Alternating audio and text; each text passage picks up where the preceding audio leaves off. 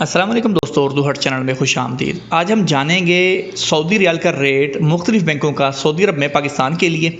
सबसे पहले इंजाज बैंक 38 रुपये 12 पैसे, फौरी फॉर UBL 39 रुपये 88 पैसे, ANB टेली मनी 39 रुपये 04 पैसे, NCB क्विक पे 38 रुपये 39 पैसे, तहवील अल राजी 40 रुपये 04 पैसे, एक्सप्रेस मनी 40 रुपये 04 पैसा, वेस्टर्न यूनियन 37 रुपये 17 पैसे, मनी ग्राम 39 रुपये 81 पैसे, फौरी फॉर ABL 39 रुपये 88 पैसे, फौरी फॉर अदर बैंक्स 39 रुपये 77 पैसे, NBP रियाद 37 रुपये 45 पैसे, इरसाल 38 रुपये 10 पैसे, रियाद बैंक 38 रुपये 87 पैसे और पाकिस्तान में जो रेट है इस वक्त 40 रुपये 20 पैसे रियाल का रेट चल रहा है।